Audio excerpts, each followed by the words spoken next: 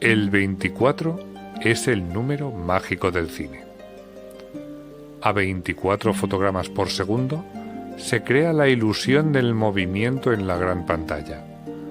Las grandes historias y leyendas, los romances que nos conmueven, las historias de terror que no nos dejan dormir por la noche.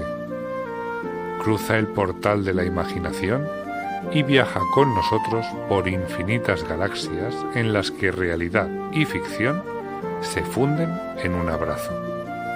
Bienvenido a Fase 24.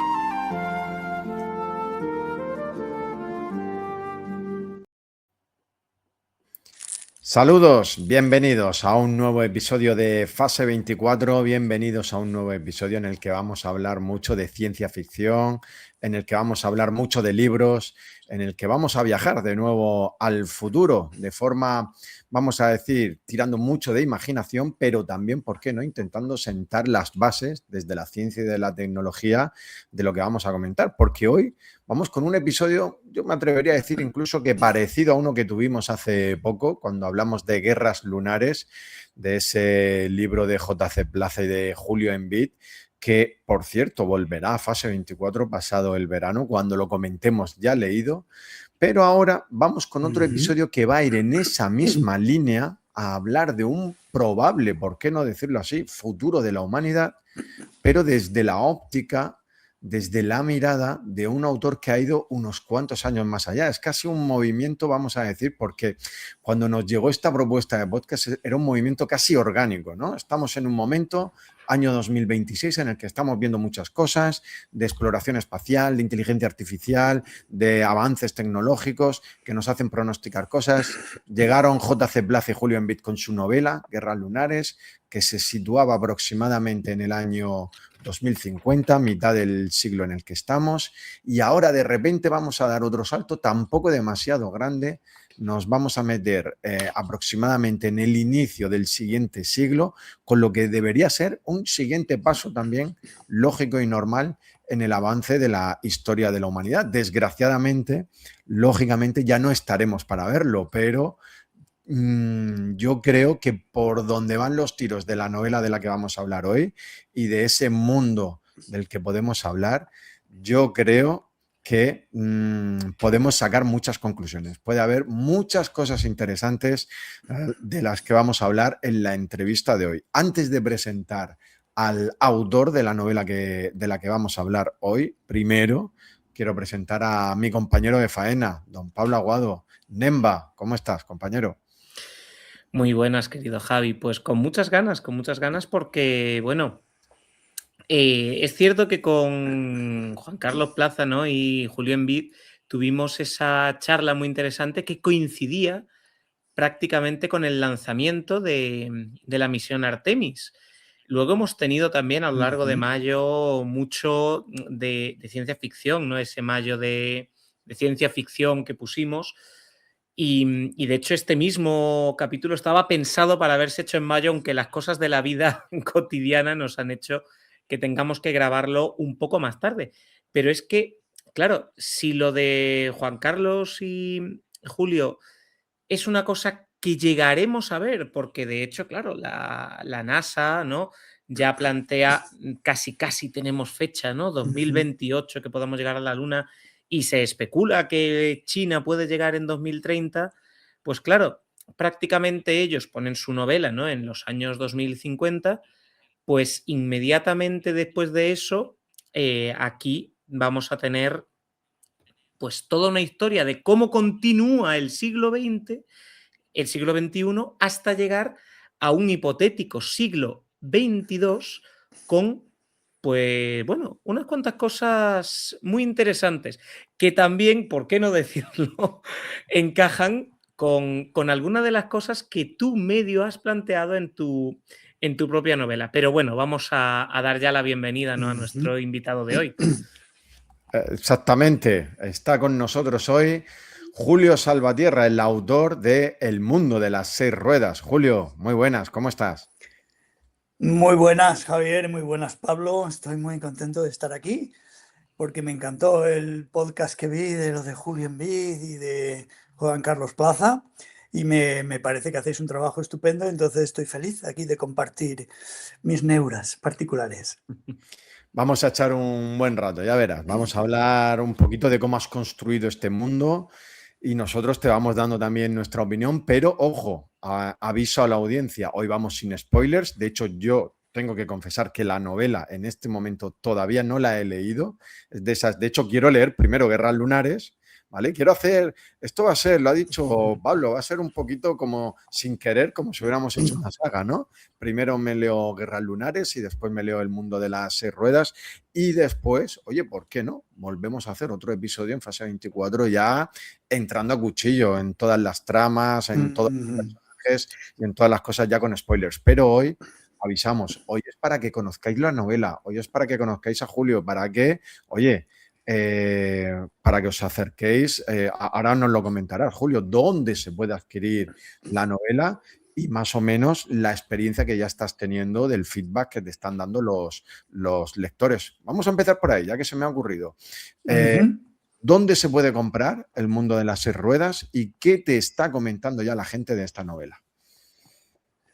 Pues mira, El mundo de las 6 ruedas tiene una distribución bastante amplia, normal. La editorial Éride es una editorial seria, pequeñita, pero que se mueve. Entonces lo puedes encontrar en cualquier canal de librería. Salió en Navidades, entonces que te lo encuentres físicamente en las librerías puede ser más complicado porque ya sabemos el recambio que tiene el mundo editorial y ya es complicado que estará ahora mismo en 50 o 60 librerías por toda España físicamente, por lo que yo vi el último día en todostuslibros.com. Pero bueno, puedes pedirlo por la FENAC, por la Casa del Libro, por el Corte Inglés, por Amazon, desde luego, por la editorial Éride, o sea, está en cualquier canal, por cualquiera de las librerías independientes, te lo traen en un par de días. Porque yo estoy muy contento con Éride en ese sentido. Es una editorial que hace lo que puede hacer, una editorial pequeña, ya lo sabemos, pero bueno, puedes encontrarlo en muchos sitios. Lo que pasa es que está en papel nada más. La edición en digital esperamos que salga, yo hablé con ellos, esperamos que salga después del verano, una vez pasadas las ferias del libro, porque ellos prefieren amortizar, digamos, un poco la edición en papel, que la verdad es que va muy bien, y luego sacarla digital. Yo estoy esperándolo porque creo que para los lectores de ese mundo, de este nicho de la ciencia ficción, el tenerlo en digital es un plus. Pero bueno, paciencia. Y luego la gente, la verdad es que está respondiendo muy bien. Yo estoy muy contento porque todas las reseñas que están saliendo, al principio ya sabes que salen reseñas de tus amigos y familiares, lógicamente, y luego ya empiezan a salir reseñas de gente que no sabes quién es. Y bueno, todas esas reseñas en Amazon, en Goodreads, en todos sus libros, pues están siendo bastante positivas y el feedback que me está llegando es bueno. La novela aguanta, la novela funciona y bueno, yo estoy muy contento porque se ve que a la gente le gusta, incluso a gente que no es habitual de la ciencia ficción, que para mí es algo importante, porque para mí es una novela de ciencia ficción, pero es algo más, es una novela de aventuras en el fondo, ¿no? Y entonces, bueno, yo quiero abrir lo más posible el nicho famoso para que se vea, para que llegue a la mayor gente, al número de gente posible. Perfecto, yo creo que queda bastante claro. Y ahora, antes de entrar ya con la novela, quiero que hablemos de ti, de Julio Salvatierra, porque he revisado un poco tu biografía y bueno, o sea, tienes un bagaje, tienes un historial, o sea, todo lo que te ha llevado hasta escribir esta novela, pero es curioso porque ahora me corriges, porque a lo mejor se me ha escapado algún dato, pero creo que es tu primera incursión en este género como escritor, como novelista, aunque no es tu primera incursión, evidentemente, como escritor. A ver, cuéntale a la audiencia de Fase 24 quién es Julio Salvatierra, que tienes cosas muy curiosas que contar y luego pues ya nos vas contando cómo entraste en este mundo de la ciencia ficción. A ver, cuéntame. Bueno, yo en cuanto me sepa quién soy, os lo diré a los primeros, pero de momento una persona inquieta, desde luego, que cuando tenía que decidir qué iba a estudiar, por ejemplo, hace muchos años, con 17 años, se debatía entre estudiar literatura, por ejemplo, o ciencias, porque me gustan mucho las ciencias, mis padres eran médicos, Y bueno, estaba dudando entre esas dos ramas porque eran mis dos pasiones, ¿no? Un poco la ciencia, y aunque yo lo que quería hacer era biología, y luego también la literatura, leer, me gustaba mucho leer. Al final ganaron mis padres y ganó la ciencia, porque pensé, leer siempre podré leer por mi cuenta, entonces mientras que formarte en ciencias es más complicado, y me matriculé en biología, hice 2 años de biológicas, mi padre luego me comió el coco y me pasé a medicina y acabé medicina.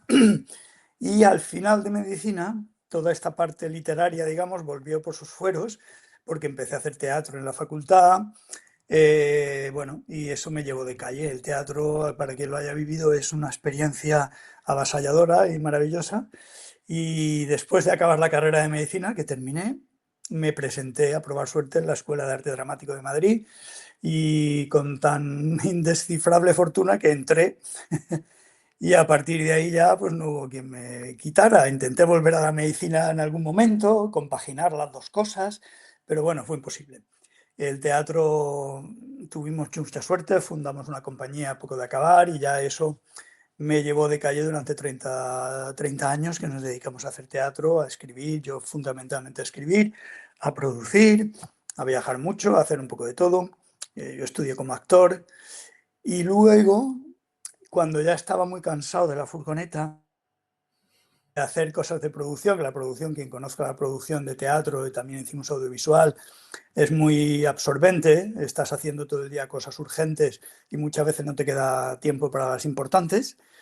Pues ya un poco agobiado, hubo un momento, una ventana profesional en que se abrió, en que dije, ahora podría arriesgarme y dejar la producción de teatro, la producción activa, y sacarme la espinita de la narrativa, que es algo que tengo aquí desde mi adolescencia, ¿no?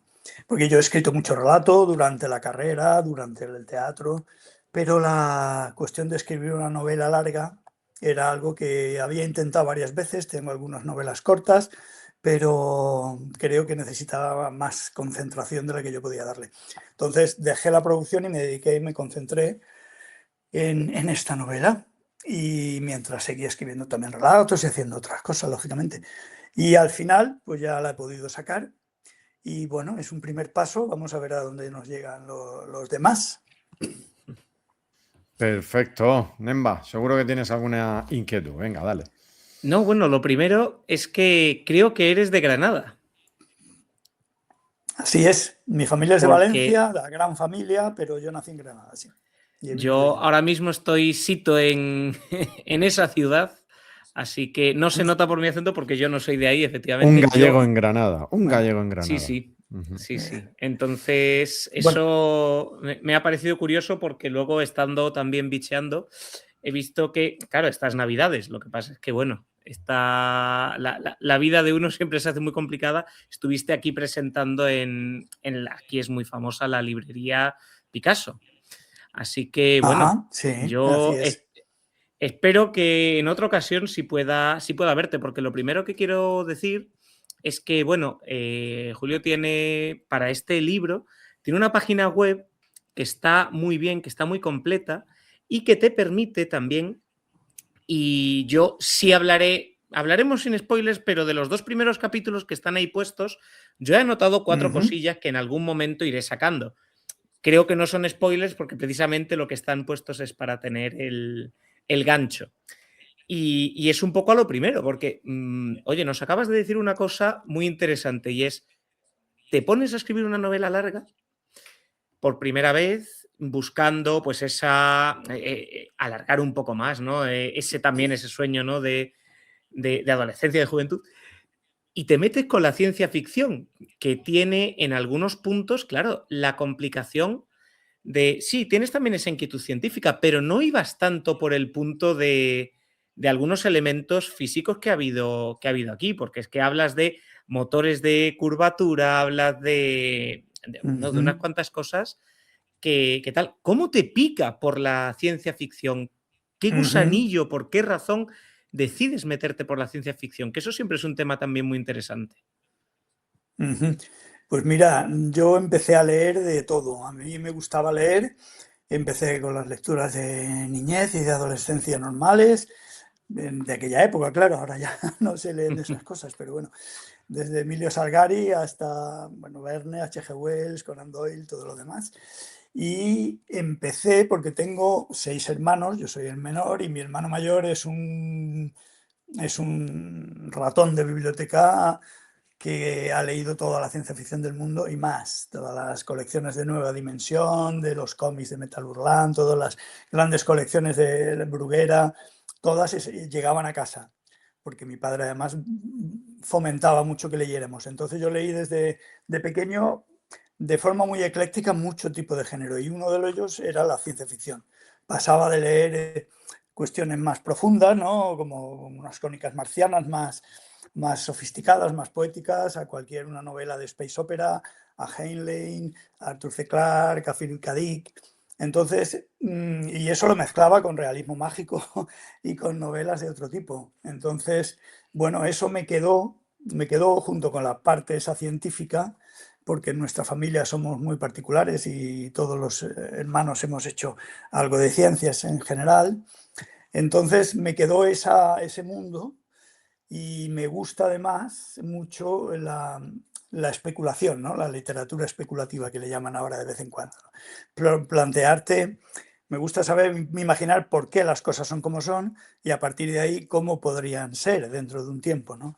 Entonces esa mezcla de literatura leída, que yo creo que es la madre de toda la afición a escribir y demás, junto con esa tendencia a intentar descifrar por qué son las cosas y cómo pueden seguir siendo, pues me llevó de forma natural a plantearme una novela de ciencia ficción, que tiene que ver también con más cosas. Yo soy padre ahora de 2 niños que cuando empecé la novela tenían 14 años y 16 y quería también escribir algo que tuviera que ver con esa iniciación, ¿no? Es una novela para todos los públicos, para público adulto, pero también se puede leer a partir de los 15 años. Entonces, bueno, de todo ese magma se fue gestando la idea de una novela de ciencia ficción y además que hablase bueno, no quiero hacer spoilers, ni vamos a hacer spoilers, pero bueno, esta salida al espacio que estamos viviendo, como decíais también antes, a partir de la novela de Plaza y de Envid, pues está habiendo un acercamiento al espacio de una forma muy real, muy verosímil, porque estamos ya en el espacio. Hay gente que duerme en el espacio todos los días, los astronautas de la ISIS, hay un robot que duerme en Marte y nos manda fotos de vez en cuando. O sea, la relación con el espacio ya es otra cosa a la que era antes, ¿no? Entonces, toda esa fascinación también está ahí y de ese magma pues surgió pues, el propósito y a partir de ahí empecé a trabajar. Voy a empezar por una pregunta tan sencilla como obvia, porque a mí el título me llamó mucho la atención. El mundo de las 6 ruedas. A ver, cuéntanos, ¿cómo te vino este título y el porqué de este título? Bueno, la lista de posibles títulos que tengo ocupa 2 o 3 folios y le di muchas vueltas y bueno, todavía le sigo dando vueltas a veces. Pero bueno, me interesaba un título que fuera un título sugerente, que tampoco fuera muy obvio de primeras. Y entonces, bueno, ya podemos ir entrando en materia. La novela se desarrolla uno de los escenarios principales en la Estación Espacial Copérnico, que es una estación orbital que orbita a una altura, una órbita terrestre alta, y que para posibilitar largas estancias, puesto que una de sus funciones es la formativa, ahí hay científicos, hay instalaciones militares y alberga también una academia, una universidad, digamos, de estudio de astronáutica. Entonces, para posibilitar las largas estancias en el espacio, hoy día casi todo el mundo pues admite que los anillos gravitatorios son una de las posibilidades que hay, ¿no? Para que los huesos no sufran y los músculos tampoco se deterioren, puesto que los alumnos van a estar ahí 8 o 10 meses seguidos, ¿no? Entonces, bueno, esas 6 ruedas son los anillos gravitatorios, los 6 anillos gravitatorios que tiene la estación, que es una estación muy grande. En alguna presentación me han preguntado si mi novela tenía que ver con los coches o con los camiones, porque parecía las 6 ruedas de un camión. Pues no, esos son los anillos gravitatorios de la estación Copérnico, donde se desarrolla la vida de los estudiantes y muchas más cosas te pasan.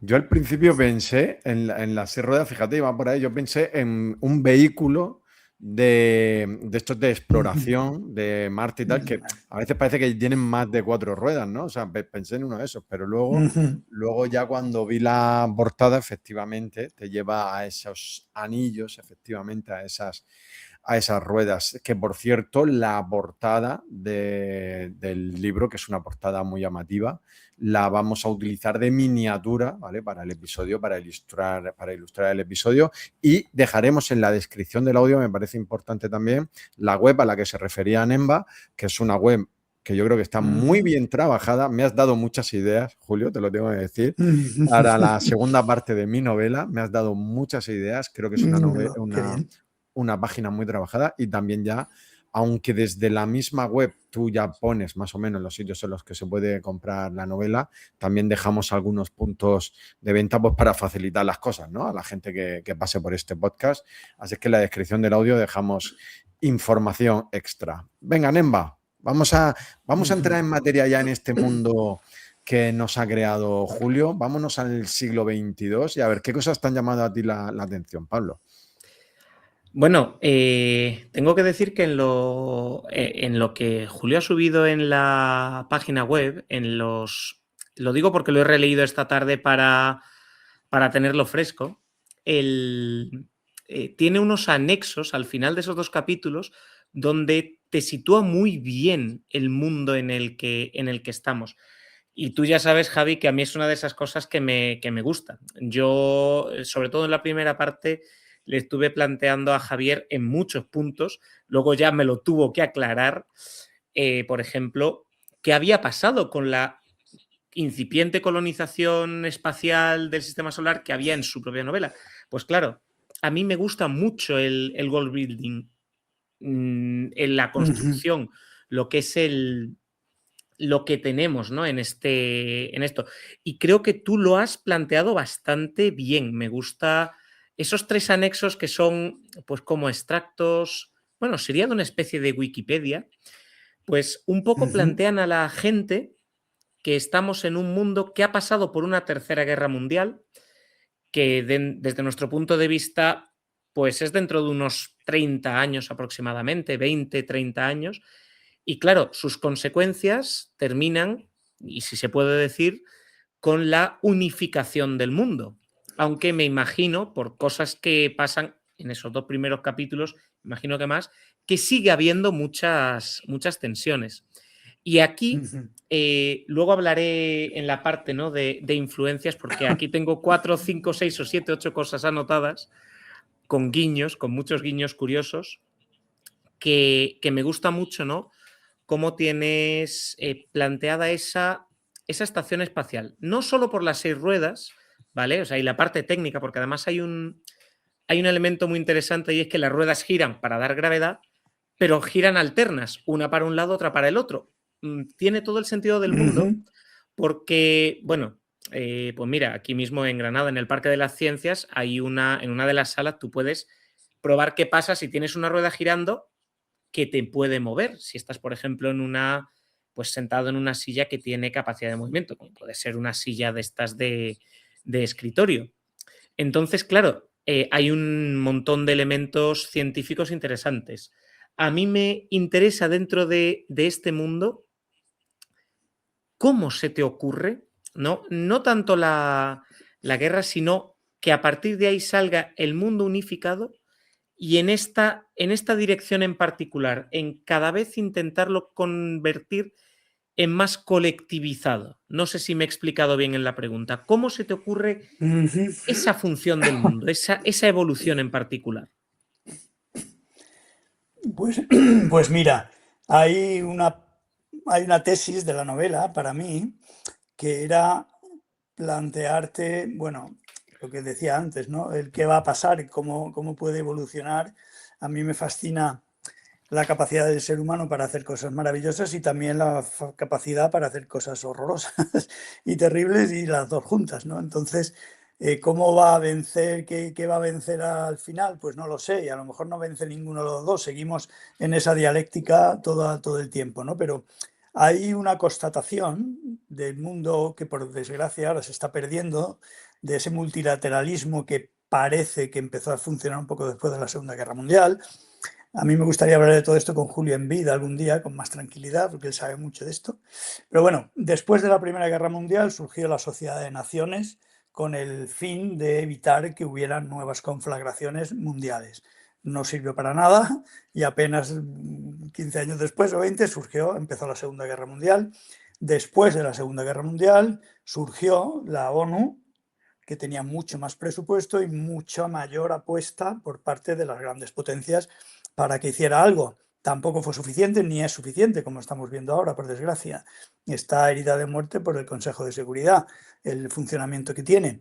Entonces yo partía de la base, ¿será necesaria una tercera conflagración mundial para que ese proceso de desbloquear el veto en las Naciones Unidas evolucione, ¿no? Necesitamos, parece que solo avanzamos, por decirlo mal y pronto, a hostias, ¿no? Entonces, a lo mejor necesitamos una tercera conflagración para que las grandes naciones comprendan que eso hay que cambiarlo, porque es que la ONU lleva 50 años intentando cambiar el proceso de... Si tú te metes en los papers de la ONU y estás viendo, hay infinitas reuniones, infinitos comités destinados a analizar cómo se podría proponer un funcionamiento distinto del Consejo de Seguridad y todo eso, y no consiguen hacer nada, pues por el evidente motivo de que las 5 grandes potencias que tienen derecho de veto no van a dar su brazo a torcer y lo tienen. Entonces, bueno, esa idea de que después de un gran conflicto, con el horror que supone, la gente está más dispuesta y los políticos, se gesta una nueva generación de políticos que han vivido ese horror y que están dispuestos realmente a hacer concesiones, a hacer avances, pues es la que está ahí en la base. Lo que pasa es que, como también pasó con la ONU, pues pasan 50 años y aquella energía se diluye y vuelve otra vez la pérdida del multilateralismo, volvemos a donde estamos ahora, ¿no? Entonces, efectivamente, la novela parte de ese momento. Han pasado 40 años después de la Tercera Guerra Mundial, donde hubo una época de bonanza, como pasó después de la Segunda, ¿no? Después de los años 50 al 80, al 90, fue una época de desarrollo. Primero el Plan Marshall, que tiene un homónimo también en la novela, el Plan Sharma, que es parecido, ¿no? De reconstrucción del mundo. Y después, poco a poco, van volviendo las mismas historias que tenemos ahora, ¿no? De nacionalismos, de intentos de acumulación de poder.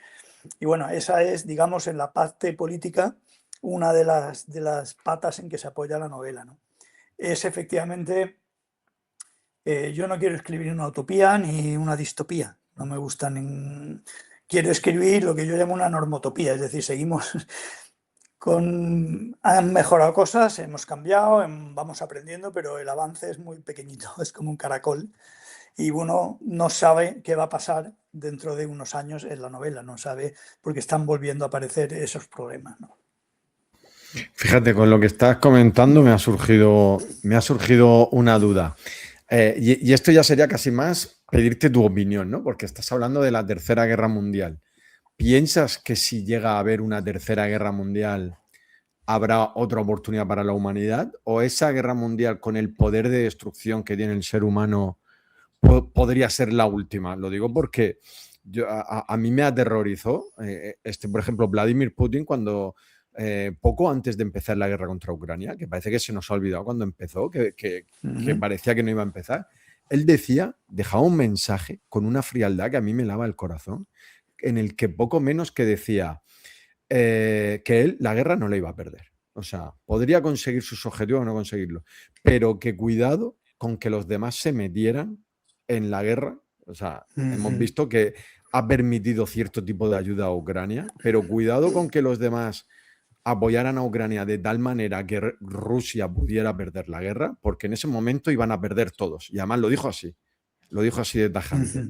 Claro, tú no puedes llegar a Moscú hoy, o sea, es imposible. Antes de que ponga un soldado ucraniano o americano el pie en Moscú, o sea, Putin ha tirado todo su arsenal nuclear y ya está, y se ha acabado la historia. O sea, estamos en ese punto. O sea, ¿tú crees que si hay una tercera guerra mundial saldremos de ella? ¿Qué opinas? ¿Cómo lo ves? Vamos, yo puedo opinar como escritor de ciencia ficción. Sí, sí, lo tengo No claro, lo puedo tengo claro. opinar, intentar arrogarme la autoridad de un verdadero analista, politólogo. Entonces, bueno, yo no sé por qué. En la novela se dice de un embarazo que se pasaron de dopamina y consiguieron un niño patológicamente optimista, pues yo creo que a mí me pasó algo también. Intento ser optimista, más que nada por apuesta, no por convencimiento, sino porque me parece más útil ser optimista. Pero bueno, también hay quien dice que las armas nucleares, si lees análisis que salen ahora mismo, que están cumpliendo su función de disuasión. Aunque parezca que no y que estamos todos asustados todo el rato, de momento no ha habido uso de armas nucleares nunca y solo ha habido amenazas y, bueno, equilibrios de aquellos que dan bastante miedo. Pero bueno, yo me planteo, la Tercera Guerra Mundial que planteo aquí, es una guerra, bueno, ahí en el paper, en el resumen que pongo, es una guerra mixta, es una guerra que por un lado es una guerra, o sea, no es una guerra de conquista de territorio como fue la Segunda Guerra Mundial, es una guerra interna también en parte social, de capas descontentas de la población, mezclada con una geopolítica muy compleja, con intereses grupusculares.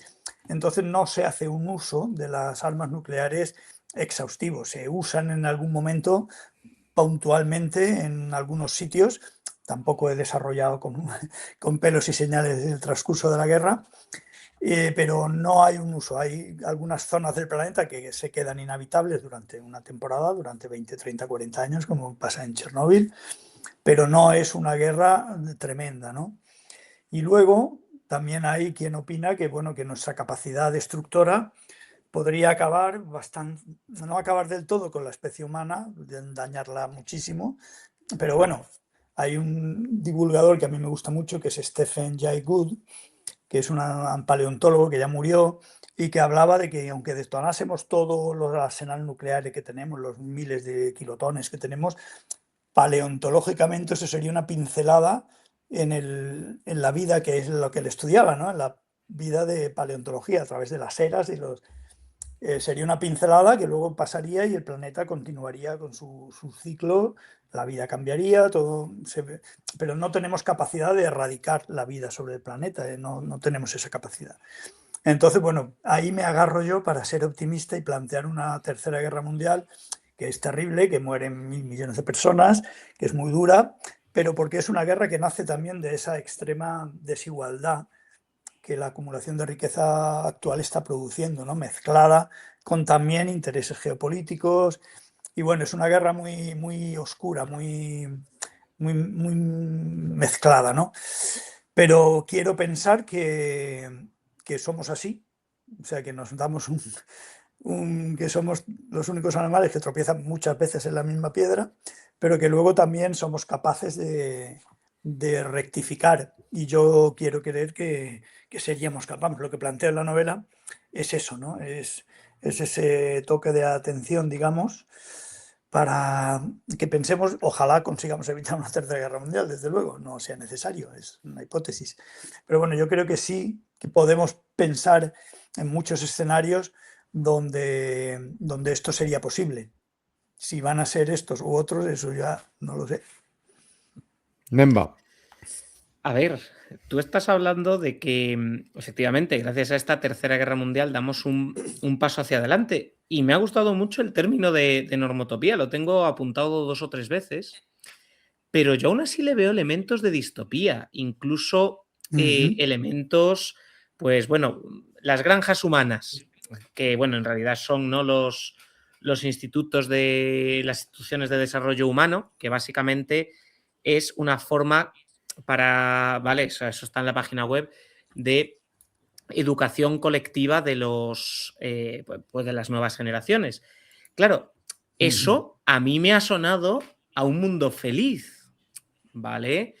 Por otro lado, tenemos implantes, tenemos una serie de implantes que eso me suena mucho a lo que en la novela de aquí de Javier luego va a pasar, a que eso termine haciendo también una separación porque termine evolucionando todavía más y que se puedan controlar las cuestiones a partir de ahí. De hecho, en estos 2 primeros capítulos también sale que se controlan las constantes vitales. Sí, vale, estamos en un ambiente de formación muy específica y tal, pero eso también se puede luego extender. Entonces, claro, aquí, ¿cuál es la diferencia, claro, entre esta normotopía que, ya te digo, me ha gustado mucho el término porque creo que lo acuñas tú un poco para esto, pero claro, tienes elementos distópicos. ¿Cómo casas tú estos elementos? ¿Cómo los metes? Esa parte me parece muy interesante. Pues mira, yo será por mi época de escritor en teatro también. Yo creo que la labor del escritor, o por lo menos la del dramaturgo, desde mi punto de vista, era plantear los conflictos, pero no solucionarlos. O sea, plantear, levantar la cuestión, dejarle que luego cada espectador se enfrente a ella y piense y elabore su propia lectura del asunto, ¿no? Entonces, en la novela me ha pasado un poco igual, me pasa un poco igual.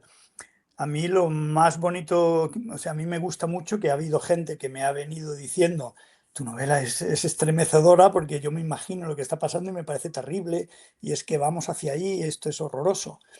Y otra gente me ha dicho, tu novela en el fondo es luminosa, es positiva, o sea, lo que trazas es un universo, es un futuro relativamente positivo, ¿no?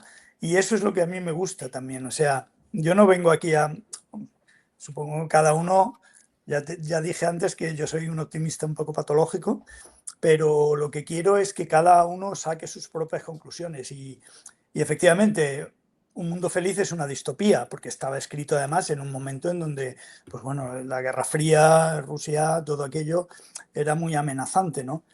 Yo aquí me planteo esa posibilidad de educación global, no desde el punto de vista de la distopía, sino como lo plantea la misma novela. Bueno, cuando te la leas ya creo que a lo mejor lo desarrollo un poco más. Para mí, una de las disyuntivas básicas del hombre ha sido el individuo y el grupo, ¿no? Siempre tenemos un cerebro potentísimo que puede hacer unas cosas maravillosas y estupendas, que nos permite soñar individualmente con cosas maravillosas, pero a la vez tenemos una sociedad que nos permite acumular esa inteligencia de una generación en otra, que es lo que nos ha traído a donde estamos, ¿no? Entonces, ¿en qué medida es más importante el cerebro individual o es más importante la cultura histórica? Y eso no lo sé, no te lo sé responder. Entonces, yo planteo esas preguntas ahí para que luego cada uno vea por dónde quiere ir, ¿no? Yo me he planteado la historia de la formación grupal diciendo, ¿qué de positivo podría haber aquí? O sea, efectivamente podría ayudarnos a erradicar los paternalismos, los machismos, los racismos, que siempre vienen de un componente familiar. Son las familias las que educan a sus hijos en esa historia, ¿no? Entonces, podría haber algún beneficio en si todo eso no fuera así y se educaran de una forma, suena un poco terrible decir neurocientífica, entre comillas, ¿no? Pero bueno, yo lo planteo desde un punto de vista bien intencionado, después de una guerra mundial donde lo que la gente quiere es realmente hacer cosas buenas. Que luego se desvirtúe y se lleve hacia otro lado, eso también es posible, por desgracia. Pero desde ese punto de vista lo planteo para provocar el debate, para provocar que la gente no esté a gusto, que la gente diga, pues esto no lo entiendo, esto me parece terrible o esto me parece interesante, ¿no? Eso es lo que a mí me gusta, provocar un poco. No, fíjate que ya no eres la primera vez que alguien lo comenta, ese hecho de, bueno, yo planteo las cosas para que la gente lo reflexione. Y bueno, realmente en uno de los anexos también detallas un poquito más cómo es ese proceso de educación, ¿vale? O sea, para que... Me gusta, desde el punto de vista del profesor, ¿vale? Que tú, fíjate, acabas de decir muchas de las cosas vienen de las familias y como profesor tengo que decirte que es verdad. O sea, a veces vemos chavales que dices tú, es que esto lo han sacado de casas y bueno, podríamos contar aquí anécdotas de lo más variopinto y además increíbles. Y claro, este tipo de cosas sí se podrían eliminar o modificar. Pero claro, también es cierto que la familia, por eso te decía que tiene ese toque distópico al estilo, ¿no?, de las grandes, no por una búsqueda de que eso fuera malo per se, sino porque grandes distopías han utilizado ese recurso de la formación. Pero bueno, históricamente podríamos hablar hasta de que ¿cómo se llaman estos? Los espartanos también se llevaban a los niños muy jóvenes para darles esa formación grupal, esa formación sobre todo enfocada al combate, ¿no?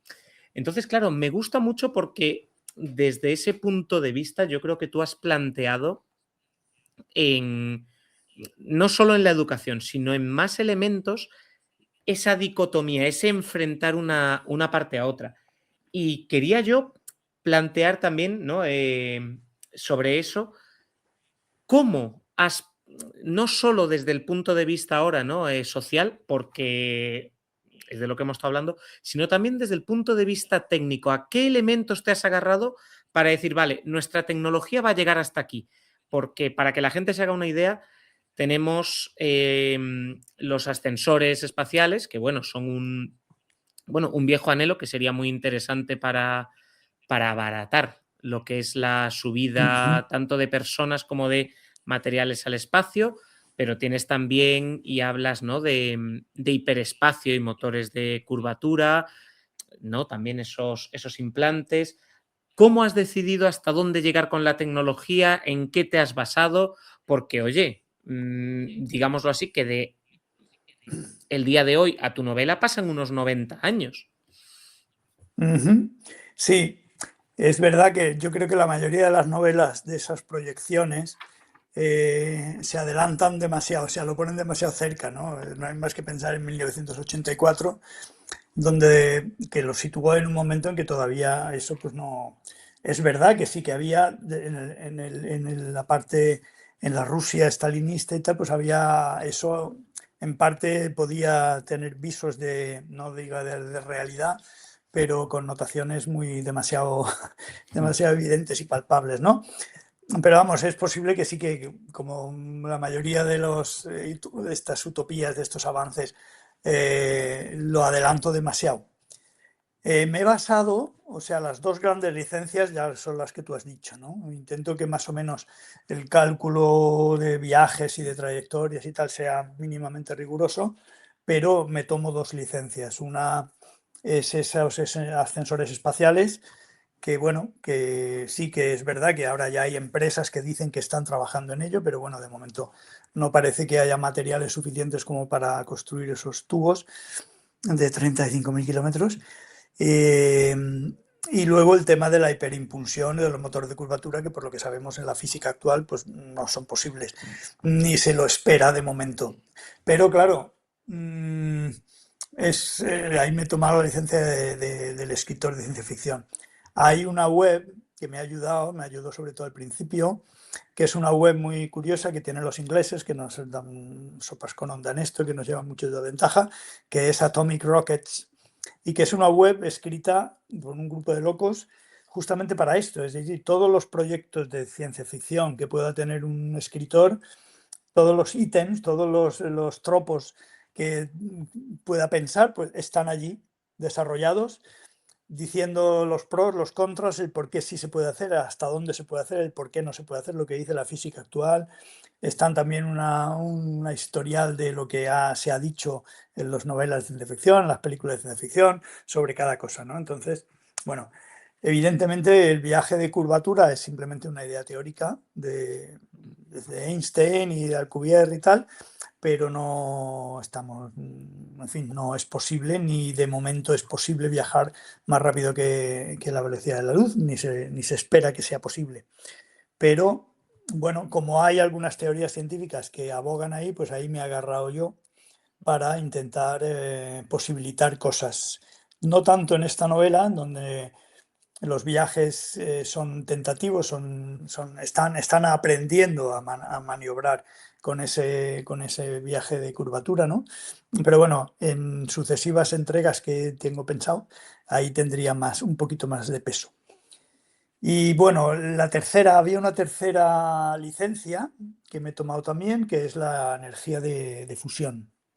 La energía de fusión tampoco está ni se la espera en breve porque es muy complicado mantener el plasma en ningún recipiente ni crear suficiente energía para eso. Entonces, bueno, yo me he dado un salto muy amplio, ojalá sea posible algún día. Pero bueno, esas son las 3 grandes licencias científicas que me he tomado. ¿Y por qué? Pues porque yo quiero escribir una novela de ciencia ficción. No soy ingeniero nuclear ni pretendo serlo y me lo pretendo pasar bien y hacer a la gente pues como le pasaba a Julio Verne, ¿no? Él soñaba con llegar a la luna y escribir una novela de cómo se llegaba a la luna. Con el tiempo, pues bastante de las cosas que dijo tenían algo que ver, ¿no? Pero bueno, reclamo ahí la libertad de la creación, ¿no? De la novela, del juego, de la fantasía un poco, pero haciéndolo intentando romper un poquito a favor de la verosimilitud para que la gente pueda hacer su pacto de verosimilitud con la novela y decir, vale, yo esto me lo compro. Digamos, el 90% del público siempre va a llegar el ingeniero que va a decir, no, esto no. Pero bueno, es normal.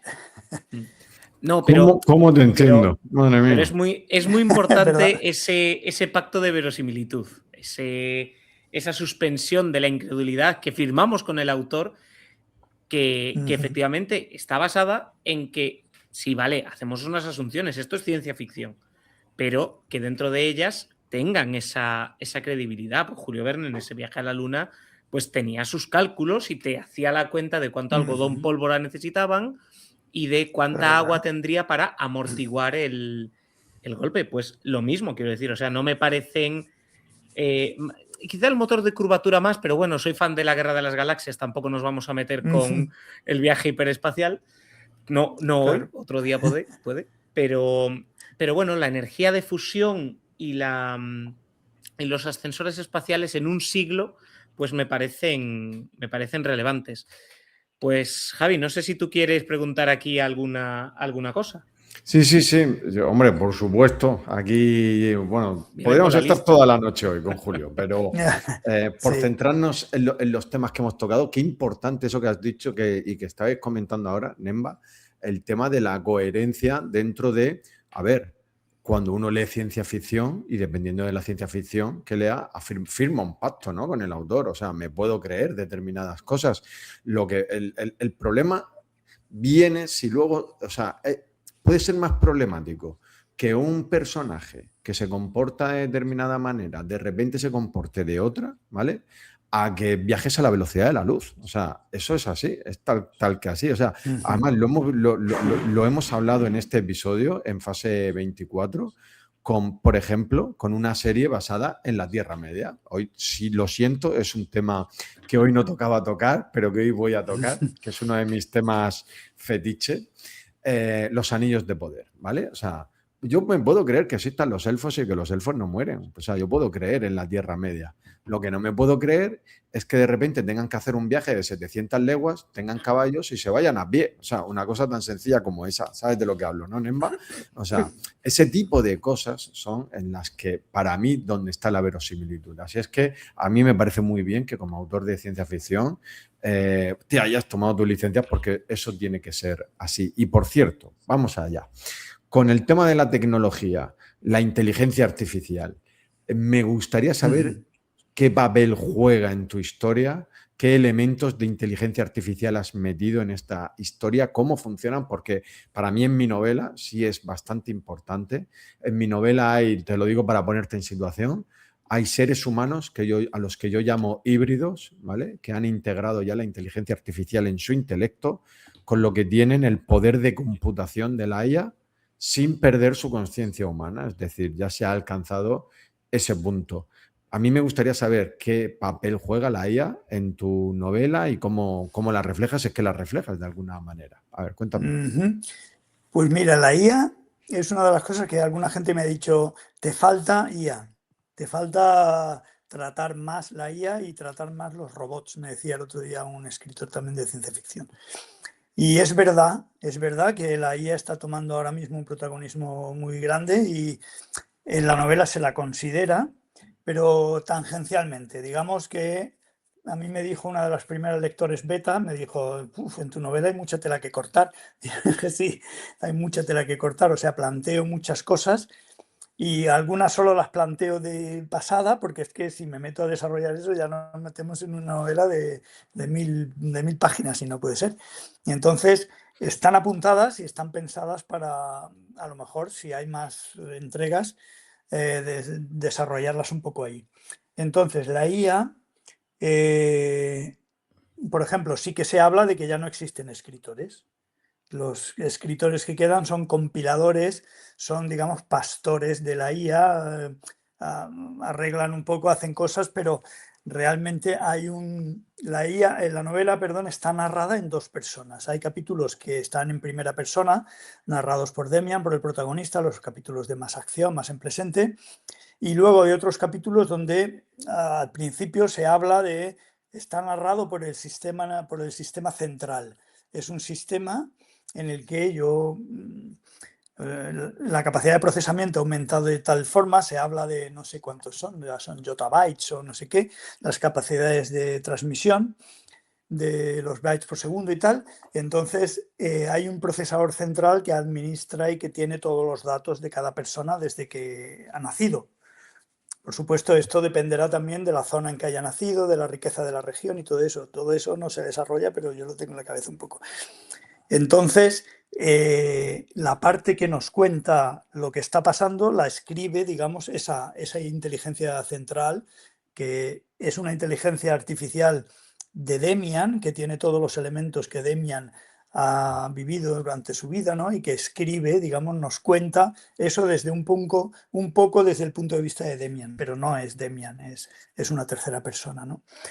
Y entonces se habla del acceso, por ejemplo, el acceso libre a toda la información pública, todas las leyes, todos los juicios, todas las sentencias, todo eso tiene que estar públicamente online en unos servidores y ser accesible a través de la IA, ¿no? Entonces sí que hay un desarrollo muy importante, pero no, la novela no entra fundamentalmente ahí, porque, bueno, no he planteado esos robots, no he planteado esa capacidad decisoria que tiene la IA o que tememos que tenga la IA en un futuro, ¿no? Está ahí apuntada, pero no le doy un protagonismo. No le doy un protagonismo porque yo creo que la IA se va a meter muchísimo en todo, en la escritura, en el arte, en toda la computación, en todo, pero va a seguir necesitando un control humano último, una guía humana.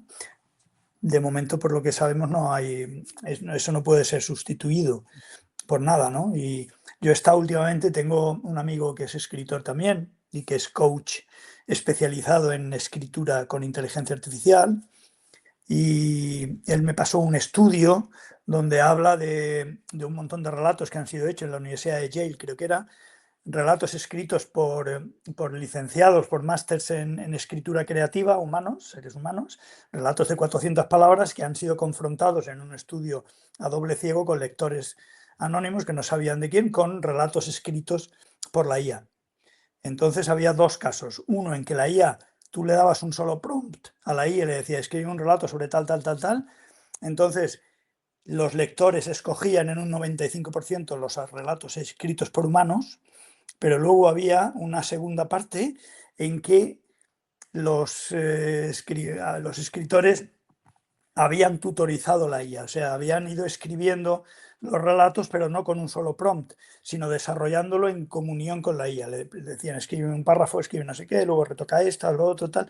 Entonces, esos relatos escritos por la IA, pero con un pastoreo humano, digamos, con una impronta humana, esos relatos fueron escogidos por el 97% de los lectores, fueron preferidos. Entonces, claro, esto es un poco sobrecogedor, pero a lo mejor estamos ahí. Y yo quiero plantearme, como en el tema que antes hablábamos de la educación y tal, lo que puede haber de positivo en eso. Es decir, en el fondo, los creadores siempre estamos copiando otras cosas que hemos leído, ¿no? La creación humana es una reproducción constante de tropos, de temas que vienen de antiguos. Shakespeare era era un plagiador infame que cogía todas las historias y hacía, y está bien, ¿no? Entonces, ¿hasta qué punto si se declara, si eso se conoce, esa ayuda de la IA en la creación no va a ser algo inevitable? Entonces, bueno, desde ese punto lo plantearía yo, Qué que ya es mucho. interesante esta reflexión y me parece bastante importante lo que comentas porque evidentemente los seres humanos nos hemos ido adaptando a los avances tecnológicos que nosotros mismos hemos ido implementando. Un escritor no era menos escritor cuando se inventó la máquina de escribir, ¿verdad? Cuando se inventó la máquina de escribir, Ujú, pues los escritores empezaron a utilizarla. Cuando llegaron los ordenadores, los escritores empezaron a utilizar los ordenadores. Luego esos ordenadores mejoraron, apareció un programa llamado Word que te va avisando cuando has cometido una falta de ortografía, incluso cuando hay alguna falta de concordancia gramatical. No eres ujú. menos escritor, ¿verdad? Por apoyarte en esas cosas. Y ahora ha llegado este salto tecnológico que nos plantea incluso más dudas. Estamos en ese pleno proceso de adopción, pero pasa lo mismo con el resto de artes. Un músico será menos músico por apoyarse en la IA para mejorar una composición que él ha hecho. Un ilustrador lo mismo. Los ilustradores que ahora usan Photoshop son menos ilustradores que los que pintaban a mano hace 40 Ujú. años. O sea, ese tipo de cuestiones me parece muy interesante que las planteen. Las hemos planteado en otros episodios anteriores de fase 24 y las vamos a seguir planteando seguramente en los próximos años, porque esto es un tema que está Ujú. ahora a tope en la sociedad y yo entiendo el debate que existe y creo que es totalmente necesario. Y quiero aportar una Totalmente. cosita de lo que decías, porque es que la propia IA, la IA no es tonta, ¿eh? Los que hacen la IA no son tontos, porque ha salido hace relativamente poco, creo que era en Nature, un artículo que ha impactado muchísimo en el que se habla del colapso del modelo de IA, porque la IA, ellos mismos se han dado cuenta de que hay respuestas que han ido dando poco a poco peores porque se han ido alimentando de las propias respuestas de la IA, que la IA ha generado. Es decir, como los humanos Ujú. estamos llenando de basura entre comillas, Internet con Sí, respuestas de la propia IA, cuando le haces preguntas a la IA recoge esa propia información que ella misma ha dado y eso, poco a poco, prom a prom, respuesta a respuesta, hace que la respuesta que vaya dando sea cada vez peor. Y le están dando la vuelta al sí, claro. sistema y lo que están buscando son respuestas humanas. Y ojo a esto porque es muy curioso. Las IAs de Google, principalmente Gemini, está bebiendo ahora muchísimo de Reddit. ¿Qué es Reddit? Reddit es un foro enorme de seres humanos en el que los humanos se responden a sí mismos, entre ellos. Es decir, una pregunta tan sencilla como, he pinchado las ruedas del coche, ¿no? Quiero cambiar de ruedas, tengo este modelo de coche, ¿qué ruedas me recomendáis? Y ahí no te responden IAs, te responden humanos. Y la IA ahora está buscando las respuestas ahí a las muchas preguntas que le hace la gente, a un foro de humanos, porque la IA Ujú. sabe que las respuestas humanas son las válidas. Porque, y ya me dejo yo el rollo, que hoy hemos venido a escuchar a Mm. Julio, no a mí. No, no. Porque a ver, ¿por dónde iba? Sí, sí. Porque lo que hemos vivido nosotros desde que nacemos hasta este momento, la IA no lo ha vivido. O sea, la IA podrá coger textos que yo he escrito, textos que ha escrito Julio, que ha escrito Pablo y que están colgados en Internet. Pero la IA no sabe lo que yo siento, no tiene la autoridad que yo tengo para escribir de los temas de los que sé, ni la autoridad que tiene Julio para escribir de sus temas. Es decir, el pozo humano y el pozo de la experiencia que tenemos nosotros cuando escribimos sobre algo, la IA no lo va a poder replicar en la vida. Entonces, por eso, ese apoyo que tú estás diciendo de yo escribo el texto, yo invento la historia, yo lo escribo de esta manera, pero ahora le digo a la IA, oye, mírame este párrafo para ver de qué otra manera se podría enfocar o tal. Oye, a lo mejor esa fusión humano-IA a la hora de mejorar un texto, una ilustración o una música, oye, igual puede ser uno de los caminos por los que vayamos siempre y cuando, lo has dicho tú también, y me parece muy importante, esté acreditado y uno sea capaz de defender la obra que ha creado. Me parece un punto Sí. interesante. Ujú. Yo confieso que como tantas cosas no lo tengo absolutamente claro. tiro Es que para es un adelante, tema doy mis opiniones, total. lo voy Sí, viviendo. sí. A lo mejor dentro de 2 años te digo lo contrario. Sí, sí, sí. He vivido no sé qué cosas con la IA y es un horror y yo abomino de la IA y no quiero ni volver a verla nunca. Puede ser, no lo sé. Pero bueno, por un lado te das cuenta que es una herramienta tan potente, también tan preocupante en cuanto a recursos, en cuanto a energía que necesita, agua, en fin, servidores y todo esto. No sabemos, yo no ahora mismo no sé decir si va a ser un elemento fundamental o, o- o no vamos a conseguir toda esa, porque la necesidad de servidores, el cálculo que se hacía, yo estuve en una ponencia donde hacía una ingeniera dedicada a esto del gobierno, decía el cálculo que hay de aquí al 2050 de la progresión que puede haber en necesidad de servidores, en necesidad de refrigeración, de energía, de tal, es tan preocupante que no sé qué va a pasar, ¿no? Entonces, bueno, yo no lo sé, pero me da urticaria también la postura negativista a priori, ¿no? Rechazarla completamente. Entonces Exacto. creo que, bueno, que puede que haya elementos positivos. Hay que saber buscarlos y hay que saber pelear para ellos. Y bueno, en fin, estamos aprendiendo, estamos empezando con ese tema.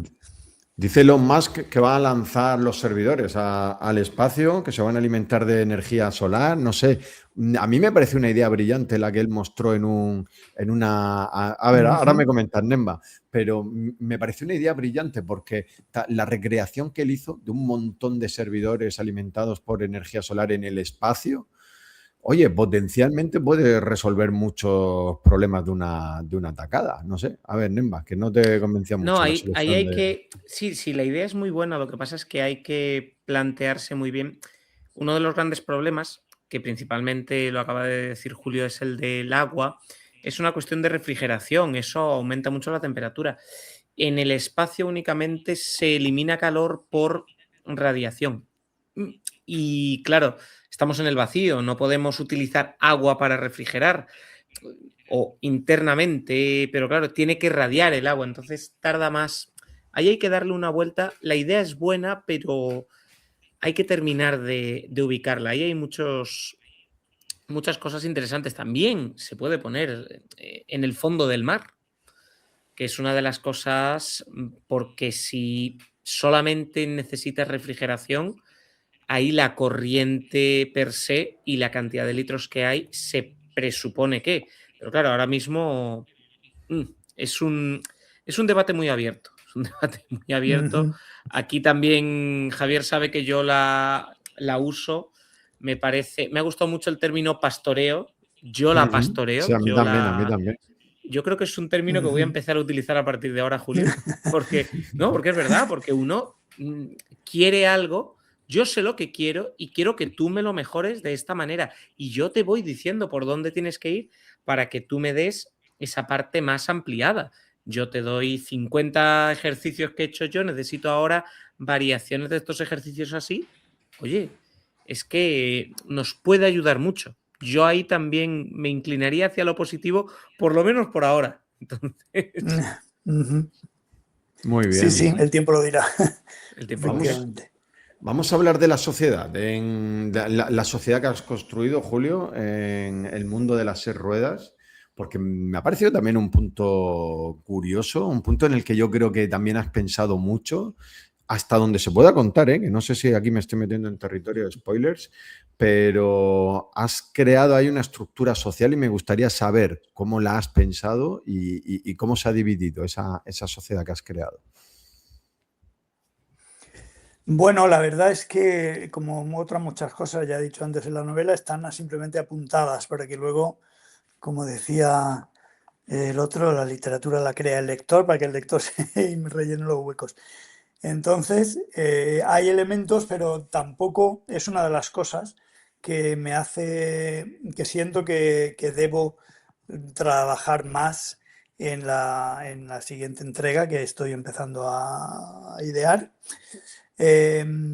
Porque sí que hay un apunte, es decir, eh, mm, hemos mejorado en el sentido de que, bueno, desde yo qué sé, desde el siglo XVIII o el XIX al siglo XX, pues digamos, un índice de mejora admitido por muchos es el aumento de las clases medias, ¿no? El aumento de gente que consigue vivirlo, ganar lo suficiente para vivir de una forma, pues a lo mejor una persona de clase media ahora en muchas cosas vive mejor que el rey Luis, que el rey Sol de Francia en muchos aspectos cotidianos de la vida, ¿no? Entonces, ese desarrollo de las clases medias después de la Guerra Mundial, que fue terrible y fue una involución de lo que había, ¿no? Una extrema, digamos, en mi cabeza se extremó mucho esa desigualdad y se cometieron muchas barbaridades y hubo cuestiones problemáticas con el agua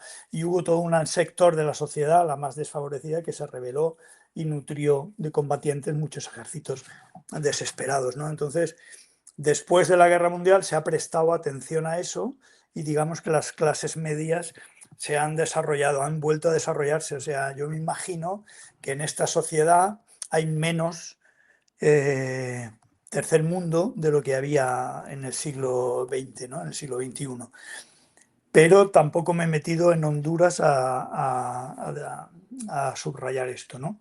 Entonces, creo que hay un equilibrio mayor porque digamos que a raíz de la Tercera Guerra Mundial y en esa parte positiva y utópica que tiene la novela, se ha decidido prestar mucha más atención a algo que para mí ha sido lo más importante de la humanidad, que es la educación, ¿no?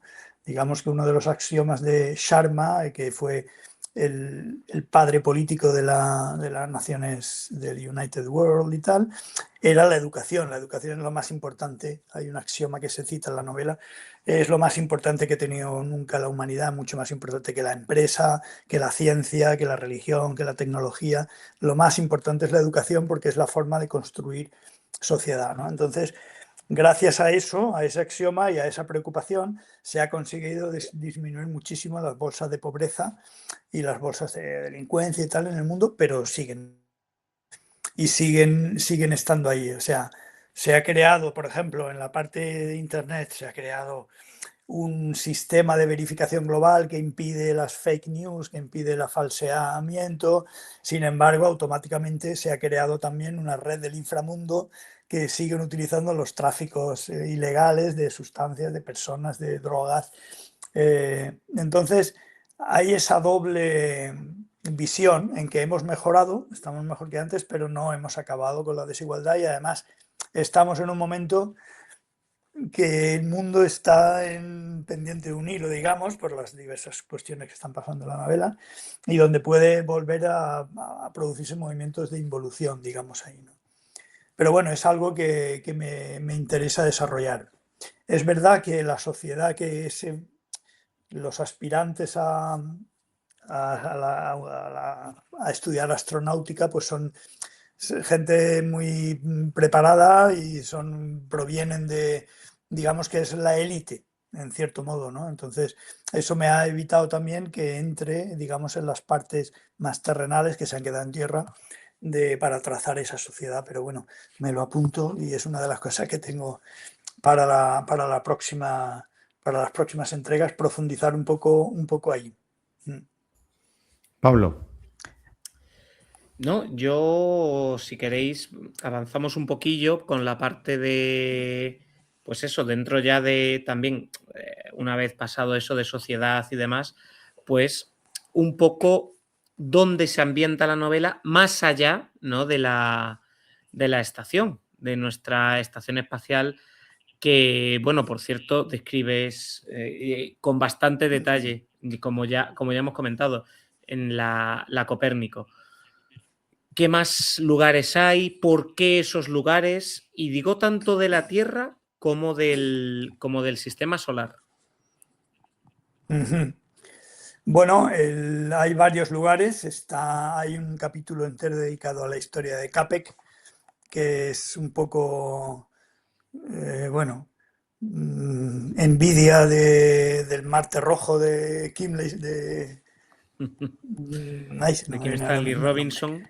De Robinson, efectivamente, la colonización de Marte. La trilogía marciana. Entonces hay algunas escenas ahí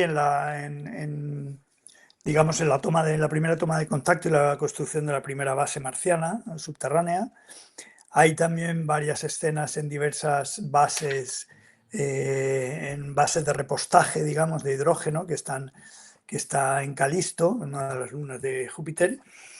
Luego también hay toda una escena, un capítulo que ocurre en Ceres, en el mayor asteroide del cinturón interior de asteroides, donde se posa una de las naves. Tampoco quiero hacer muchos spoilers. Y hay también varias escenas en lugares de la Tierra, que uno de ellos es la prisión de Golok, una prisión que está en el Tíbet, donde encierran a varios de los protagonistas por diversas circunstancias que no vamos a desvelar ahora, y que es una prisión subterránea porque está en una zona que ha sufrido radioactividad.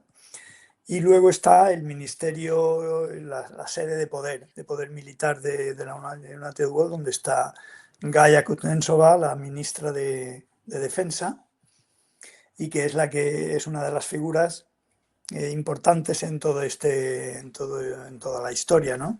Porque a mí me preocupa y me gusta mucho considerar una historia con todas sus implicaciones. Quiero decir, tú tomas una decisión y parece que esa decisión es tu decisión personal, que está ahí, pero en el fondo tú estás tomando esa decisión en un determinado lugar y ese lugar está ahí por las decisiones que ha tomado otra mucha gente en otros lugares inverosímiles, y estás tomando en función de algo que ha pasado y que depende de las decisiones de otras muchas personas. Entonces, alguien lo dijo que era una especie de aspiración a la novela total. No sé si tanto, pero sí que me gusta plantear que los personajes están decidiendo en el espacio cosas muy importantes para ellos, pero de repente eso tiene también una razón de ser en algo que ha decidido la ministra de Defensa allí, o unos movimientos económicos y de armas y tal, que a lo mejor no son tan evidentes, pero a mí me gusta contar la historia de esa manera, intentar ser muy completo en ese sentido. Entonces, bueno, y luego hay otra parte importante que ocurre en un radiotelescopio del cinturón exterior de Kuiper. En la novela es importante que la humanidad, digamos, ha lanzado 8 grandes radiotelescopios que orbitan en el límite exterior del sistema solar planetario, más allá del cinturón de Kuiper, más allá de Plutón. Hay 8 telescopios en los 4 puntos cardinales, norte y sur de la Tierra, que están constantemente radiando y enfocando al espacio exterior, recogiendo información.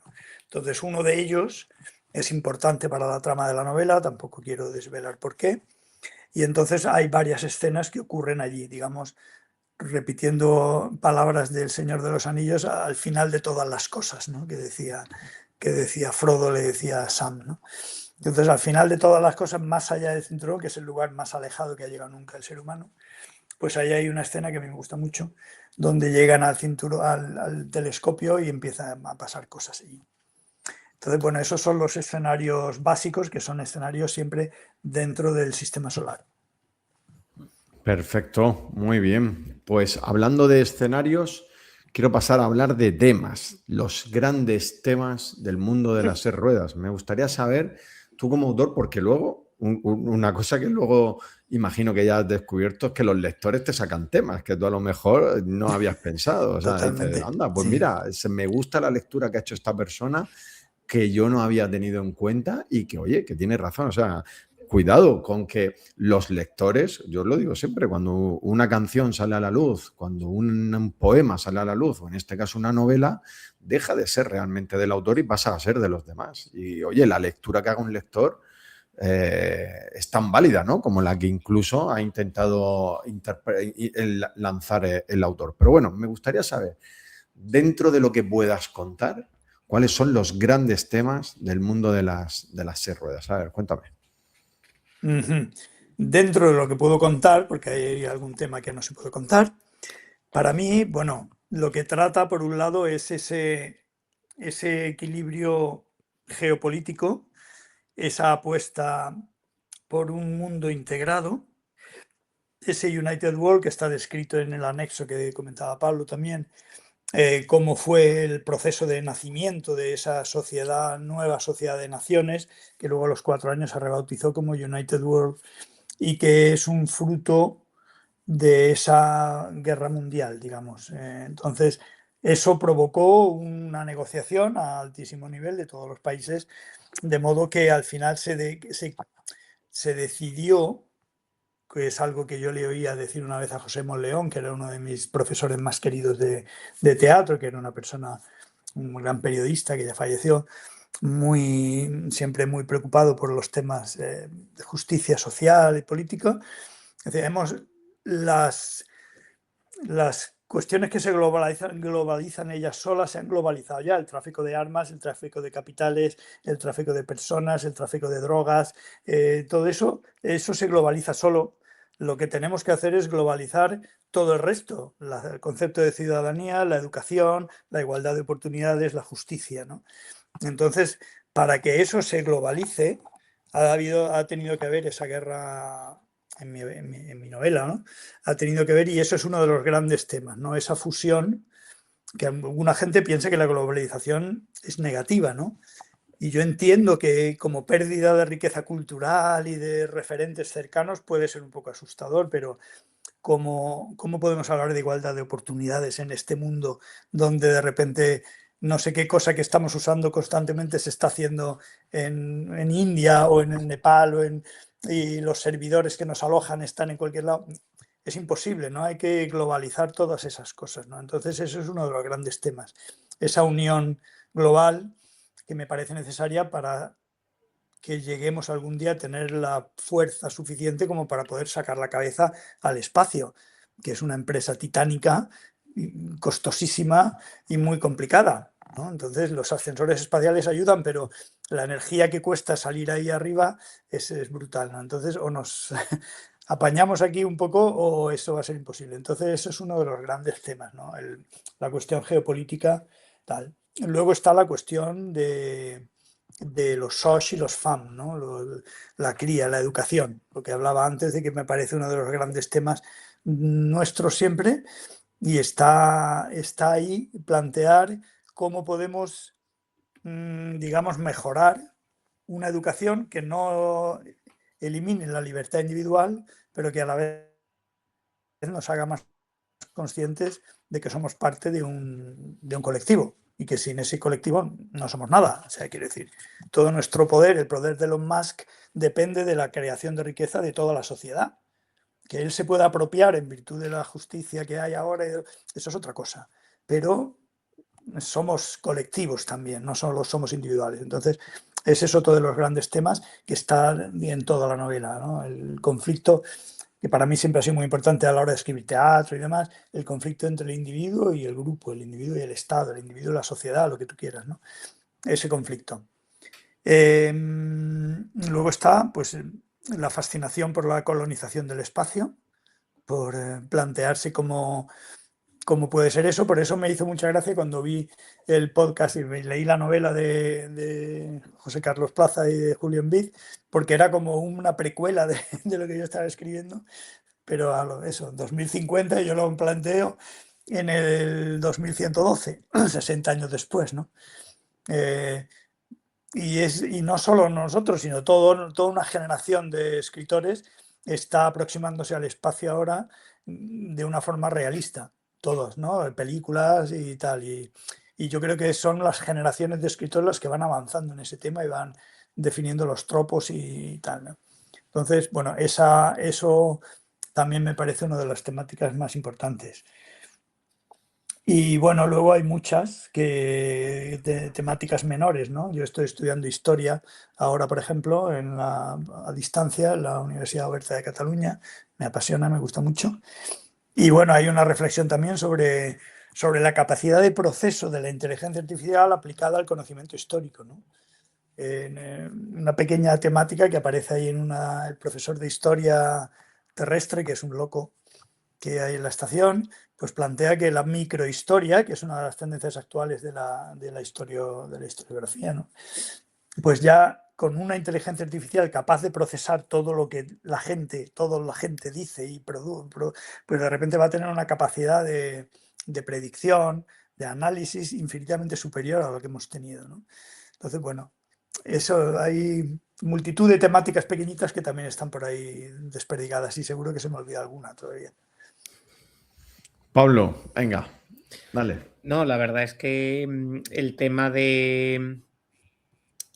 pues eso, de la unidad mundial es uno de esos, bueno, es uno de esos anhelos que siempre salen en la literatura de la cercanía de la Tierra y un poco más allá. Bueno, es que eso está en Asimov, ya hasta uniendo la propia galaxia. Estamos hablando, ¿no?, de que sale en muchos lugares. De lo social ya hemos hablado, ¿no?, de esa cría, pero yo creo que es un elemento que a la gente, pues efectivamente le chocará, porque, vamos, a nosotros nos ha chocado y lo tenemos por ahí anotado, pero el tema, ¿no?, también tecnológico, como lo planteas, que también lo hemos hablado, lo digo por completarlo, no tanto porque lo hablemos, si quieres comentar, ¿no?, algún detalle, pero ese tema tecnológico, pero asociado a esas cosas también, tú lo dijiste, como si bien no las guerras mundiales no nos dan una pequeña patada, sí que es cierto que después hay esos momentos de bonanza, donde también en lo tecnológico avanzamos un montón. Ahí tenemos el nacimiento, ¿no?, de toda la informática, en caso también, ¿no?, de la Segunda Guerra Mundial, y posteriormente, y bueno, y también unido a todo ello la primera parte de la exploración espacial. Pues aquí tú tienes planteadas muchas de esas cosas. No sé si quieres detallar alguna cosita así de ese tema tecnológico, alguna cosa del espacio, o si no, hablamos un poquillo de personajes. Tú también ahí comentas. Bueno, yo creo que ya hemos tocado un poquito el tema tecnológico. Bueno, a mí me disfruté mucho construyendo la estación, digamos. Es verdad que no he conseguido todavía la ilustración que yo quiero, que la portada no la recoge, porque intenté que mi hermano, que es ilustrador, me hiciera una ilustración, pero tiene mucho trabajo y no hubo manera. He intentado conseguir varias ilustraciones por ahí, pero todavía no lo he conseguido, ¿no? Porque para mí la estación tiene una mezcla poética, digamos, con los veleros del siglo XVIII, ¿no? Las velas solares que despliega la estación, pues en mi cabeza esa imagen visual sí que la tengo y no he conseguido plasmarla, ¿no?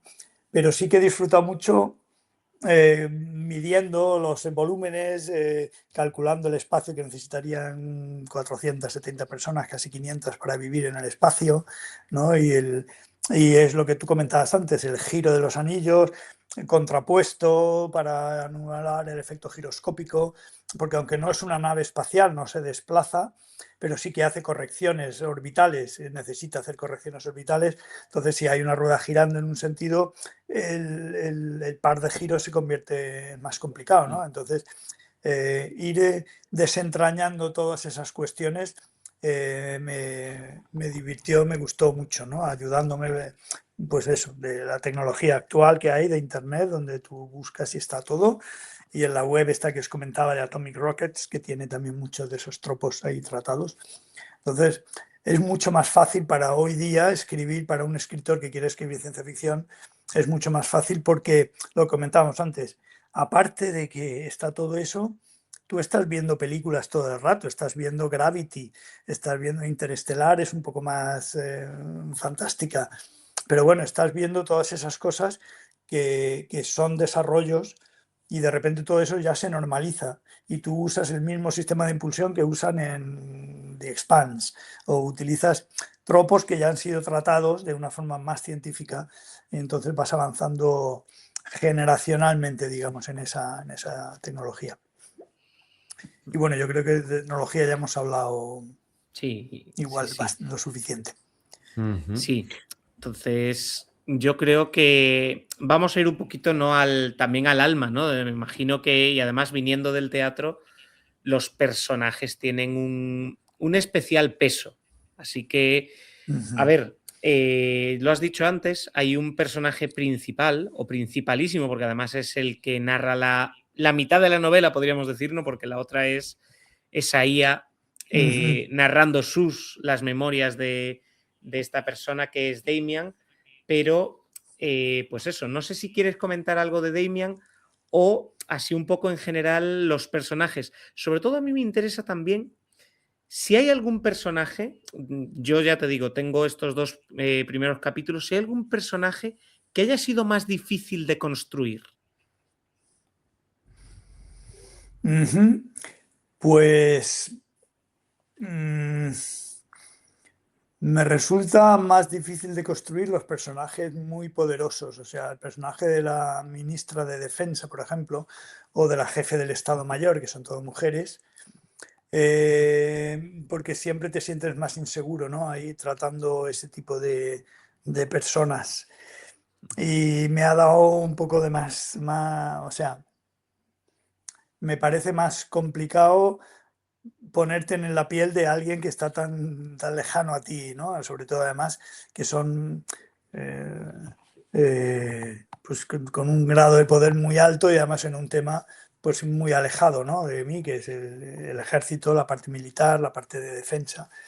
Por ejemplo, esos han sido los que más me han complicado. Parece que a mí también me gusta en el personaje, al igual que en la historia, la dialéctica. No me gusta que los personajes sean monolíticos, sean malos o sean buenos, ¿no? No creo en eso. No me parece interesante. El personaje no tiene demasiado interés, entonces yo quiero que Demian dude, no quiero que lo tenga todo claro. Incluso quiero que los personajes malos que parecen que han decidido una cosa que no puede ser buena, pues al final de repente hay una vuelta de tuerca y eso que había decidido pues resulta que no es tan tonto ni tiene también su razón de ser, ¿no? Lo que pasa es que no lo piensas desde fuera, ¿no?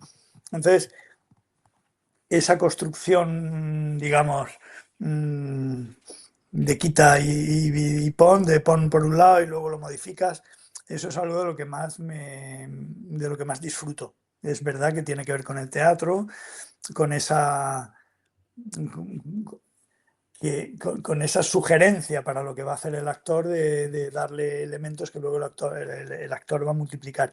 Aquí no hay actores, pero sí que me gusta dar una de cal y una de arena en todos los personajes, ¿no? Que no sean monolíticos, que no sean maniqueos. Y personajes que más me hayan gustado o que más me importen, bueno, pues me gusta mucho el personaje de Demian, me gusta mucho el personaje de Fernand también, que es un animal así tropical muy curioso. Me gusta el personaje de Capek, que es un personaje al que le tengo mucho cariño.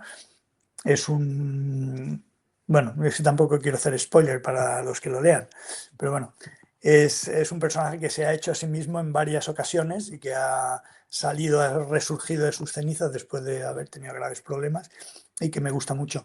Y me gusta mucho el personaje de Trevor, y que es un astronauta el más viejo de toda la estación, que se dice que soldó en el vacío los primeros tornillos de la estación e instaló el primer módulo, y que es un trasunto de alguien que conozco y al que quiero mucho, de un familiar cercano, entonces, que es muy cascarrabias también.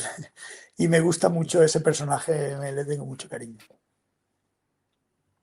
Muy bien, yo estaba siguiendo mientras ibas hablando, que lo tengo aquí de nuestro guión, pues los nombres, que veo que algunos, sobre todo en apellidos, o sea, el tema de combinar esos nombres y esos apellidos, la verdad es que aquí te lo has trabajado bastante y veo que hay pues un poquito apellidos que te suenan más a temas eslavos, ¿no?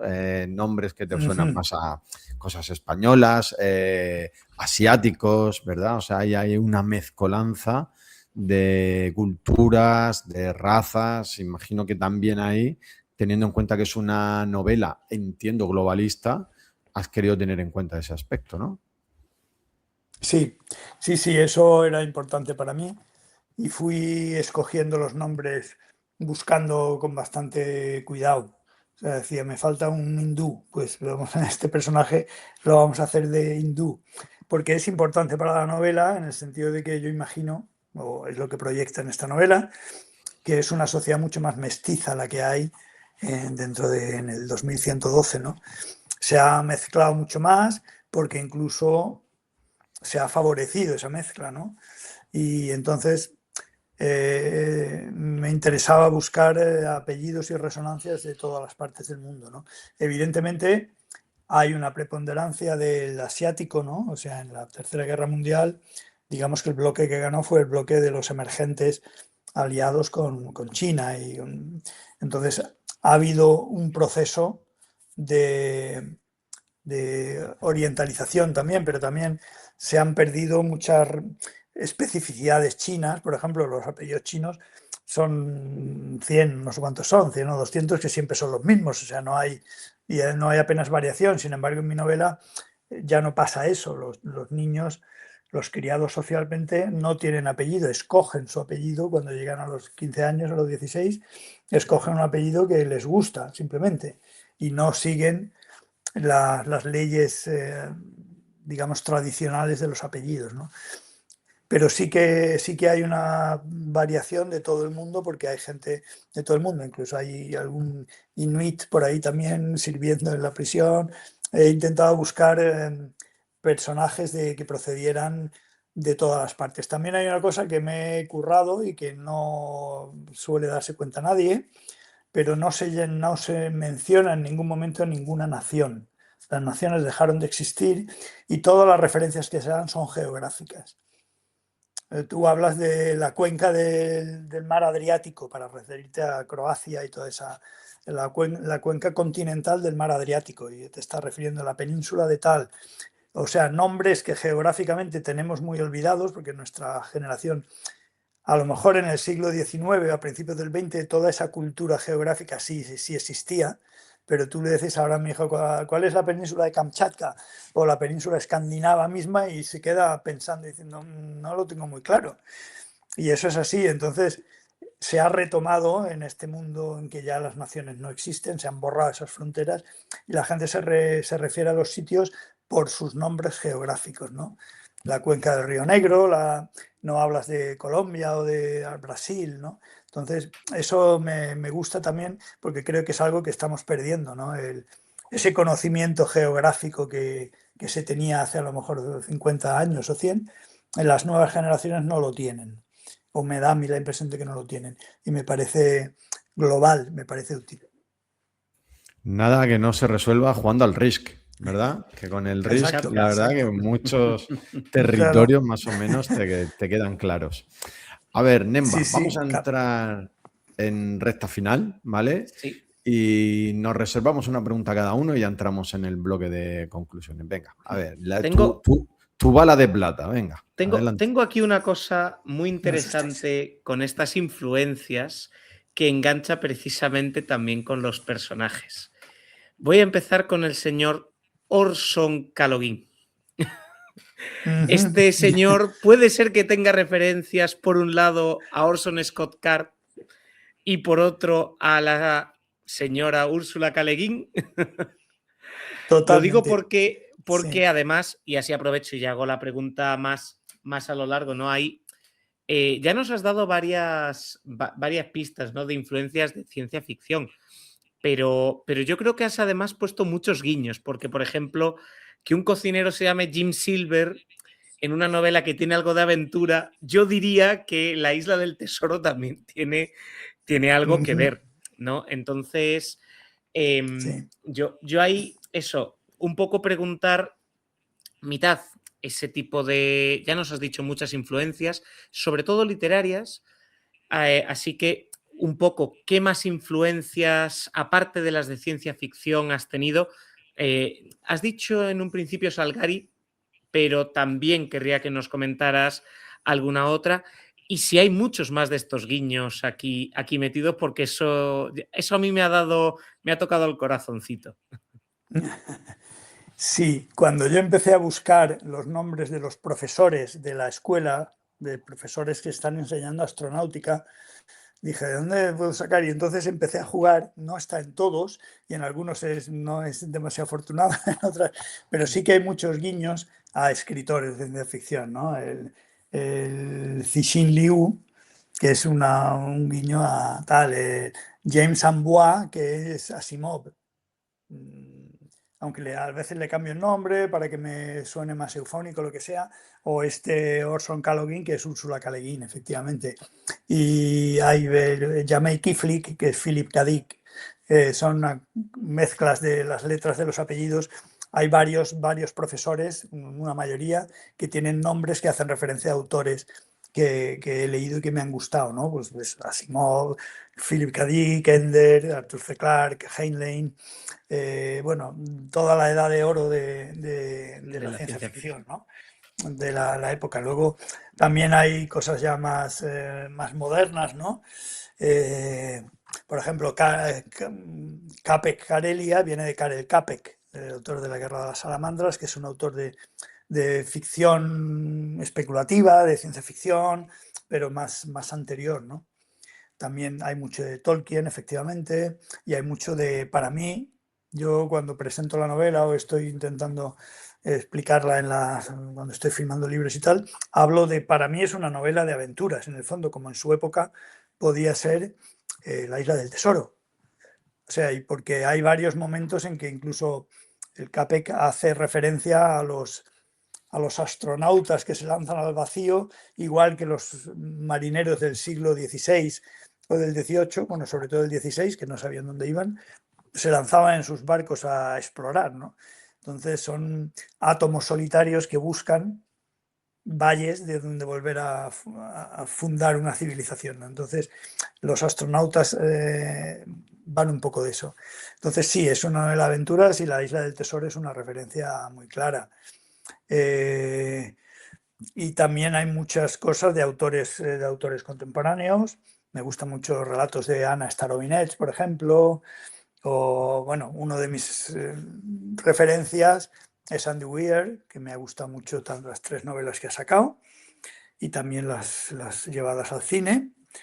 Y yo he sido muy ecléctico. O sea, a mí me ha gustado mucho también la fantasía, que no es ciencia ficción, ¿no? Ahí abriríamos un melón terrible, ¿no? Pero los relatos de Cronopios y Famas de Julio Cortázar, que es fantasía, pero no es la fantasía, o Las ciudades invisibles de Italo Calvino, esas influencias están ahí, ¿no?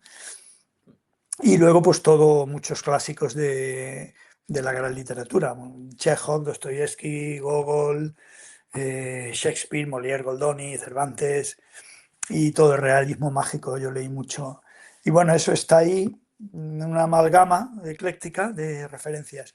Y sí que me gusta, me lo pasé muy bien en eso, inventándome nombres, aunque es verdad que algunos lectores me han dicho, te has pasado con los nombres, porque hay algunos que son difíciles de recordar o están ahí, pero bueno, yo me lo he pasado muy bien, la verdad. Perfecto. ¿Has puesto glosario de nombres en algún punto, por delante o por detrás? Porque a mí me lo recomendaron. Tú sí lo tienes, ¿no? Sí. Tengo glosario de palabras y glosario de personajes.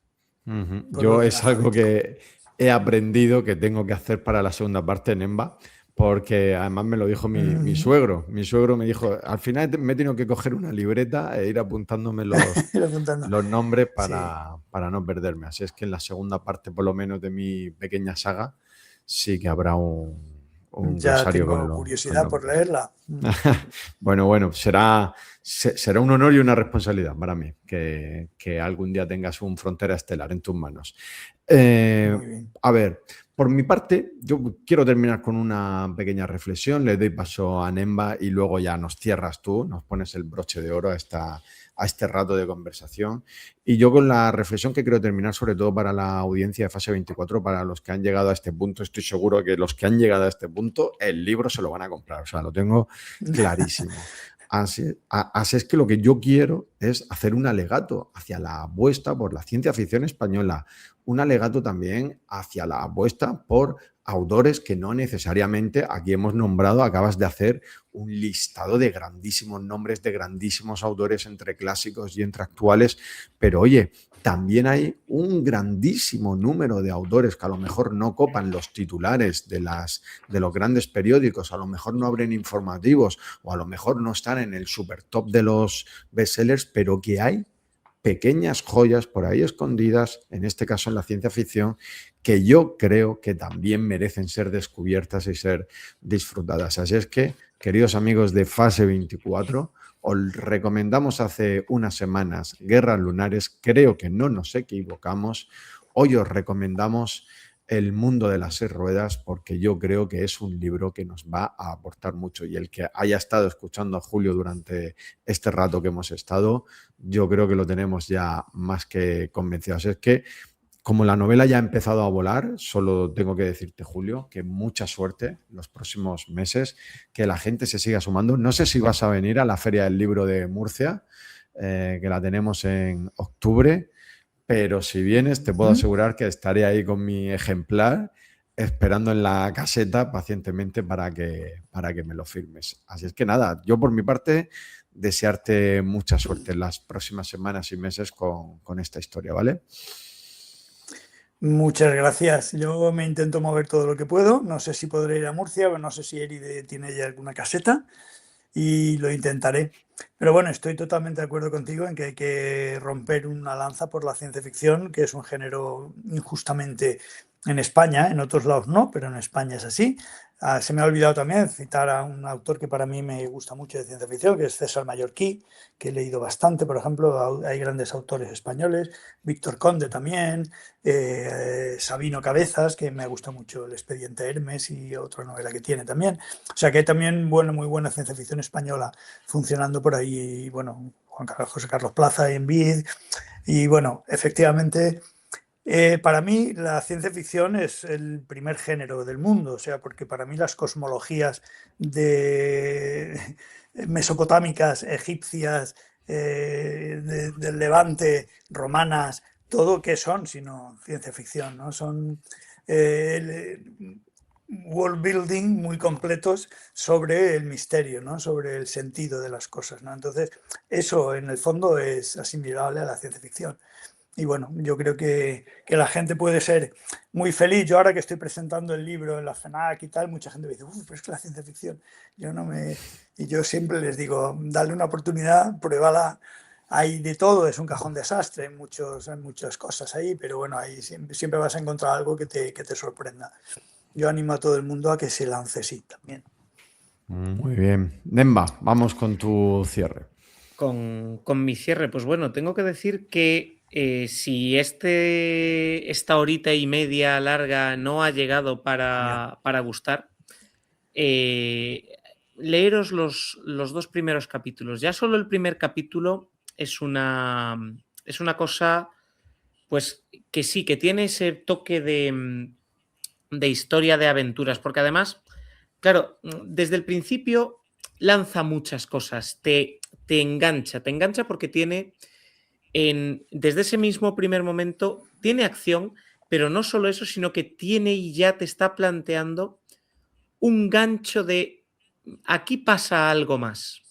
Aparte de que aprovechas muy bien, Julio, eso tengo que decirlo, para introducir ahí muchos de estos temitas que hemos ido hablando, ¿no? De los que son de familias tradicionales o los que han sido criados socialmente.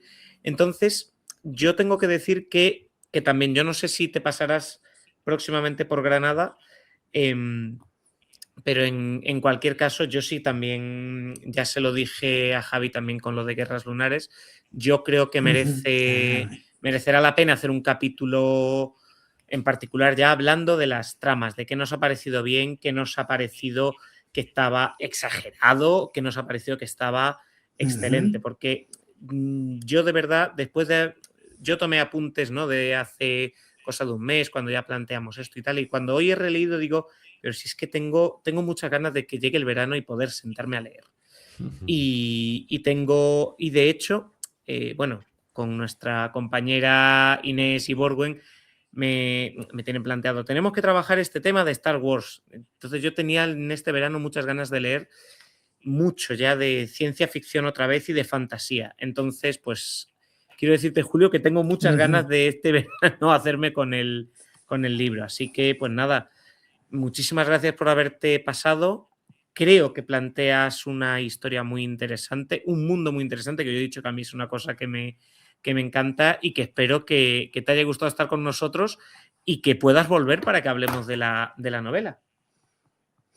Yo estaré encantado de volver a todas las veces que haga falta. Es lo que siempre le digo a la gente cuando se lleva un libro: hazme cualquier feedback, dame cualquier comentario, porque además estoy empezando a trabajar la segunda parte, porque mucha gente me ha dicho, no nos dejes así, esto tiene mucha tela que cortar.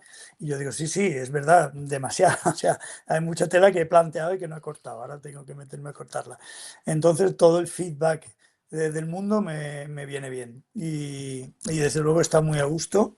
Ha sido una conversación, no sé si la gente llega hasta aquí, efectivamente, aunque sea ya solo por cansancio, ya se lo van a comprar porque... Y yo espero que anime a todo el mundo a que interactúe, a que diga también lo que le pasa, lo que le ha parecido y puntos flacos y puntos fuertes, ¿no? Crítica siempre constructiva, por supuesto, pero comentando cosas, que es ahí cuando se crece también. Así que Perfecto. nada, un placer. Pues lo mismo te digo, para mí ha sido un auténtico placer. No tenía ninguna duda de que lo iba a ser. Hemos disfrutado mucho de esta charla y vamos a cerrar, pues, si te parece, a mí me gusta siempre en estos casos dejar una especie de, como en los debates estos a presidente del gobierno, ¿verdad? Que les dan un minuto para dirigirse a la audiencia. Pues hoy el cierre, Julio Salvatierra, es tuyo. Coméntale lo que quieras a la audiencia de Fase 24 y nos despedimos. Bueno, pues yo animo a todo el mundo a que lea ciencia ficción, que es uno de los géneros más importantes, aunque mucha gente no lo crea. Y en concreto le digo que esta novela, que es una novela muy coral, donde se plantea la lucha entre el individuo y el colectivo, y se plantea también una pregunta que es ¿qué va a pasar ahora? ¿No? La gente cuando acabe de leerla no sé lo que va a pensar, pero a mí me gustaría que pensara, bueno, ¿y cómo podemos evolucionar más rápido? ¿Cómo podemos hacer? ¿Qué podemos hacer para que estos cambios que pueden ser hacia un sentido o hacia el otro, y ambos son igual de posibles, cómo podemos influir para que esos cambios sean mejores, ¿no? Que aprendan no que aprendan, vamos, eso es demasiado, pero bueno, que se planteen las posibilidades que tenemos y lo importante que es enfrentarnos a las cuestiones que hay ahora para que en un tiempo intentar llevarlas hacia un lado más humano, más amable, ¿no? Entonces, bueno, eso es la literatura especulativa para mí también, y animo a toda la gente a que se lance a esa piscina, ¿no? Que se lo van a pasar bien y que van a disfrutar.